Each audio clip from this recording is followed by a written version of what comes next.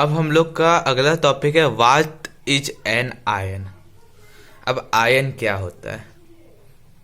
A charge species on an element compound और atoms is known as ion. चलो मैं बताता हूँ। कोई भी एलिमेंट है, जैसे सोडियम है Na, उसके ऊपर कोई चार्ज स्पीसीज लग रहा है, जैसे Na+, तो ये जो प्लस है ये चार्ज स्पीसीज लग रहा है, इसको हम आयन कहते हैं। अब आयन दो तरह के होते हैं, अनायन एंड कटायन। अनायन वो होता है जो किसी एलिमेंट पे नेगेटिव का साइन लगाते हैं, जैसे ऑक्साइड, तो उस पर माइनस लगता है, तो ये होते हैं अनायन। एंड कटायन होते हैं, जैसे सिल्वर ले लेते हैं, Ag+, तो ये होते हैं कटायन एंड अनायन।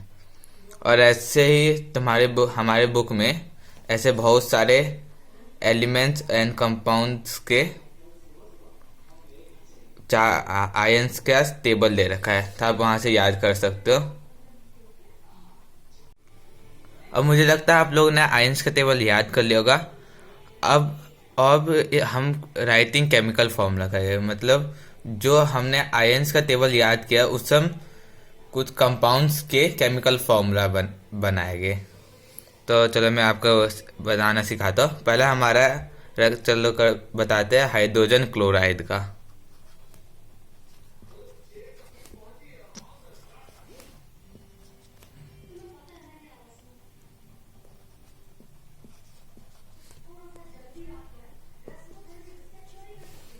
तो जो हाइड्रोजन होता है उसका हमारा सिंबल यह है, हमारा हाइड्रोजन का आयन। और क्लोराइड है, ये हमारा क्लोराइड का आयन। अब इसमें एक ही प्लस है और क्लोराइड में एक ही माइनस है, तो यहाँ जो वैलेंसी होगी वो 1 होगी। हाइड्रोजन की वैलेंसी 1 एंड क्लोराइड की वैलेंसी 1। अब ये जो क्लोराइड है ये 1 से मल्टीप्लाई होगा और हाइड्रोजन का ये 1 से मतलब क्रॉस मल्टीप्लाई हो गए। तो ये अभी इस प्लस को एक बार के लिए भूल जाओ और इधर के माइनस को एक बार भूल जाओ। तो जब हम हाइड्रोजन को 1 से मल्टीप्लाई करेंगे तो हमारा हाइड्रोजन ही आएगा, हाइड्रोजन। और ये जब हम ये Cl को 1 से मल्टीप्लाई करेंगे तो हमारा Cl ही आएगा और ये C बड़ा होगा, तो HCl। ऐसा हो गया हमारा हाइड्रोजन क्लोराइड का। अब हमारा सेकंड नंबर है एल्यूमिनियम ऑक्साइड। तो जो एल्यूमिनियम आयन होता है Al3+, एंड जो ऑक्साइड होता है वो होता है O2-। तभी इनके नीचे वैलेंसी लिख लेते हैं Al3 और O2-, तो यहाँ 2 आ जाएगा। अब क्रॉस मल्टीप्लाई कर देंगे हम इसको। अभी ये नंबर भूल जाओ, Al को हम जब 2 से करेंगे तो हमारा होगा Al2। और जब हम अभी ये 2- भूल जाओ, और O को जब हम 3 से मल्टीप्लाई करेंगे तो हमारा आएगा O कैपिटल लेटर एंड 3। तो ये फॉर्मूला हो गया हमारा एल्यूमिनियम ऑक्साइड का। अगला हमारा जो है वो है कैल्शियम ऑक्साइड। तो जो कैल्शियम होता है उसका होता है Ca2+, एंड जो ऑक्साइड होता है O2-। अब हम इनके नीचे वैलेंसी लिख देते 2 क्रॉस मल्टीप्लाई हो जाएगा, तो हमारा आएगा Ca2 एंड O2। और अगर जब ये वैलेंसी सेम हो तो हम इन दोनों को नहीं भी लिख सकते, मतलब हम इसको ऐसे भी लिख सकते हैं CaO, तो ये भी सही रहेगा। तो इसके आप लोगों ने सीख लिया होगा कि केमिकल फॉर्मूला कैसे लिखते हैं। अभी हमारा अगला टॉपिक है मॉलिक्यूलर मास। पहले समझ लेते हैं मॉलिक्यूलर मास क्या होता है। The molecular mass of a substance is the sum of atomic masses of all atoms in a molecules of substance and its SI unit is U। मतलब मैं समझा देता हूँ, मतलब कोई भी सब्सटेंस है, लाइक वाटर चलो कर देते हैं, तो H2O, तो ये जो भी सारे एटम्स है इन सब का सम जो मिलाकर आएगा वो होगा हमारा मॉलिक्यूलर मास। तो जो हमारा हाइड्रोजन है, हमने हाइड्रोजन का एटॉमिक मास याद किया था, वो था 1 और ये 2 है, तो 1 इंटू 2 प्लस जो ओ का तो ऑक्सीजन का हमारा एटॉमिक मास होता है 16। सो 2 1 जो 2 प्लस 16 होगा हमारा 18 और इसकी ऐसा यूनिट क्या होती है यू, तो आ जाएगा हमारा 18 U। ऐसे में कॉलेज का बताता the molecular mass of HNO3, चलिए इसका बता देता हूँ। तो H का हमारा हाइड्रोजन 1 प्लस नाइट्रोजन कितना है, नाइट्रोजन का हमारा एटॉमिक मास होता है 14 प्लस ऑक्सीजन का होता है एटॉमिक मास 16 और ये 3 है तो इंटू 3, 14 प्लस 1 15 प्लस 16 3 जा 48 और जब हम इन दोनों का प्लस करेंगे तो हमारा आ जाएगा 63U। तो इसी के साथ हमारा HNO3 का भी निकल गया है मॉलिक्यूलर मास। तो मेरे को लगता है आप लोग को समझ आ गया होगा कि मॉलिक्यूलर मास कैसे निकालना है।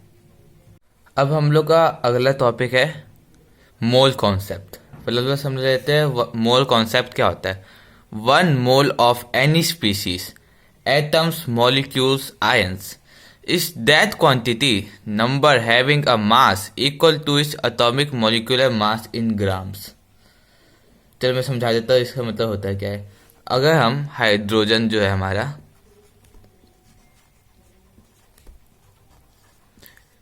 इसका जो एटॉमिक मास होता है 1U, तो ये जितना इसका एटॉमिक मास होगा उतना ही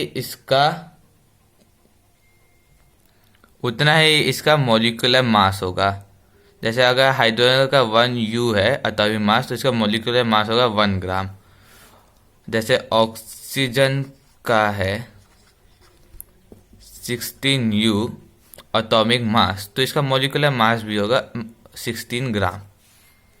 तो ये होता है हमारा मोल कॉन्सेप्ट।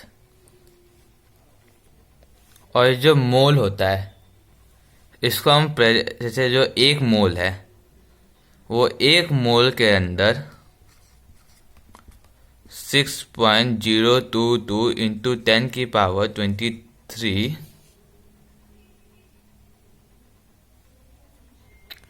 होता है और ये हमारा एवोगाड्रो नंबर होता है।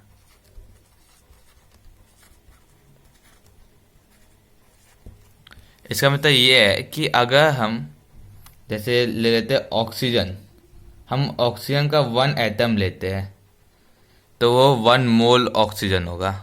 मतलब एक ऑक्सीजन ले लिया तो ये 1 मोल हो गया ऑक्सीजन का और ये 1 मोल जो है इज इक्वल्स टू 6.022 इंटू 10 की पावर 23।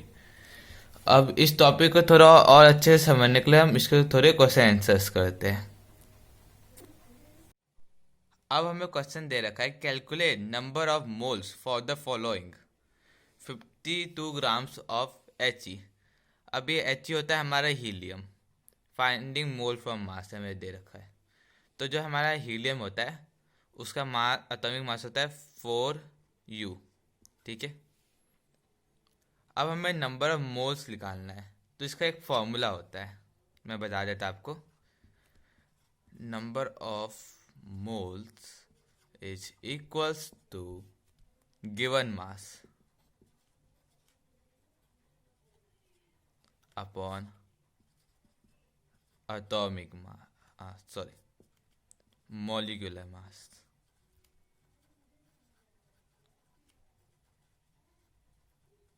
मतलब जो हमें अगर नंबर ऑफ मोल्स निकालना हो तो जो गिवन मास हमें दे रखा है 52 ग्राम, उसको हम डिवाइड करेंगे 4 ग्राम से तो हमारा आंसर निकल जाएगा। तो बताता हूँ, तो गिवन मास हमें दे रखा है 52 ग्राम और हमें पता है कि He का जो मॉलिक्यूलर मास होता है 4 ग्राम। तो आ जाएगा 4 के जब 52 से डिवाइड करेंगे तो हमारा आंसर आ जाएगा 13। तो 13 मोल्स प्रेजेंट हो गए इसमें। ठीक है, आगे आपको समझ में। अब हम लोग का जो सेकंड पार्ट है उसमें बताना है कि जो 12.044 इंटू 10 की पावर 23 है नंबर ऑफ हीलियम एटम्स। मतलब इसमें हमको बताना कि इसमें कितने नंबर ऑफ मोल्स है। तो हमने पहले पढ़ा था कि 1 मोल होता है वो इक्वल्स होता है एवोगाद्रो नंबर के, जो होता है 6.022 इंटू 10⁻23। और इसका एक और फॉर्मूला होता है, number of moles is equals to given number of particles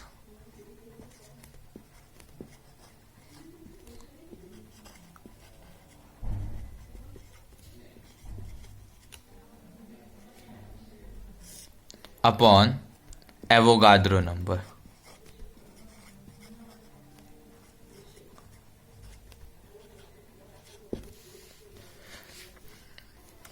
अब हमें गिवन नंबर पार्टिकल दे रखा है 12.044 इंटू 10⁻23 अपॉन 6.022 इंटू 10⁻23, और हमें नंबर ऑफ मोल्स निकालना है। 10⁻23 और 10⁻23 कट जाएगा, और जब हम 6.022 इंटू से 12.044 को जब हम डिवाइड करेंगे तब हमारा 2 पॉइंट कुछ करके आएगा आंसर। तो इसको जब राउंड ऑफ कर देगा तब आएगा 2 नंबर ऑफ मोल्स, मतलब 12.044 into 10⁻23 number of helium atoms particles में हमारे 2 नंबर ऑफ मोल्स प्रेजेंट है। तो इसी के साथ हमारा क्वेश्चन कंप्लीट होता है। अब हमने पिछले क्वेश्चन में देखा था कि जो नंबर ऑफ मोल्स होता है वो इक्वल होता है given mass upon molecular mass.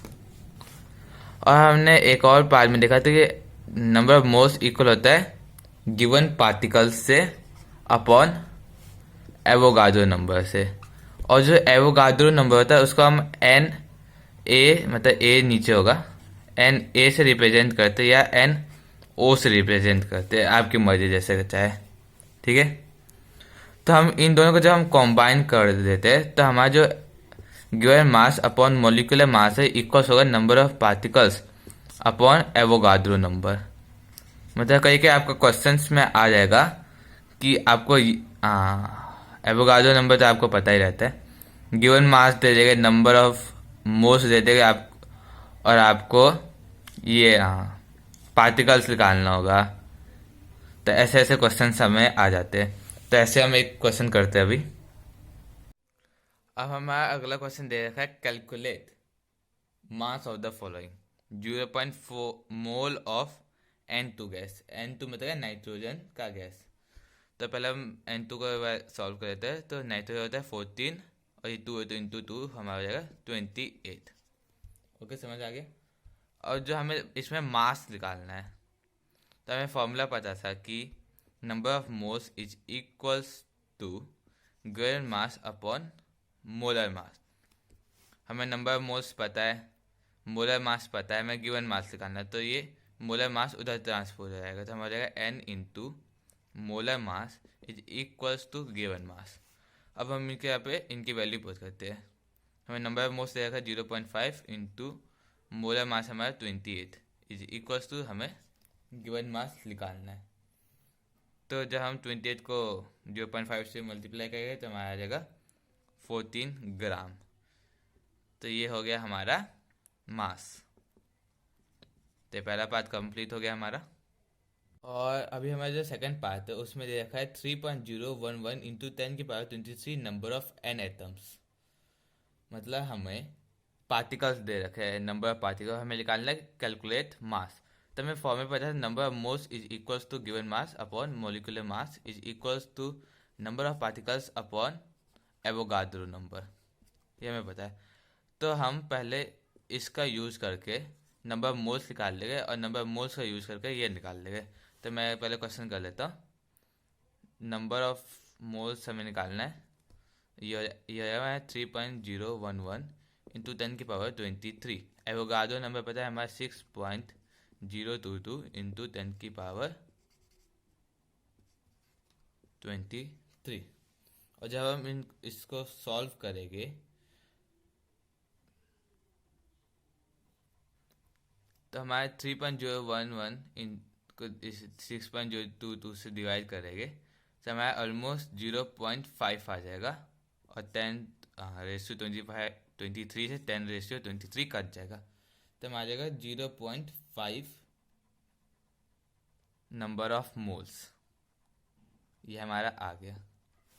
अब हम लोग ये वाला फॉर्मूला यूज करेंगे, mass given mass is equals to molecular mass into number of moles.